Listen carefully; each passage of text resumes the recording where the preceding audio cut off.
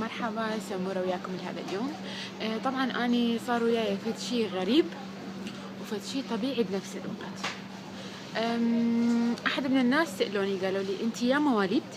قلت لهم لا مواليد. بلزم الحاسبة وحسب. المشكلة إنه أني متوقعة إنه أني عمري متوقف يوم فلان عمر. قال لي يعني عمرك هالقد؟ قلت له لا عمري هالقد. كان يقول لي لا عمرك هالقد. قلت له لا مستحيل، أنا عمري هالقد.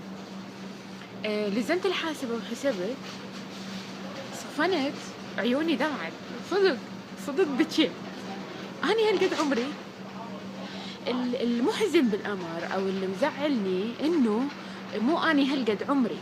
المشكلة إنه أكو سنين من عمرنا راحت، هاي السنين راحت هيك ما حسينا بيها ولا تنحسب من عمرنا. ظليت مصدومة أباوح بالمراية ما مبين علي الحمد لله.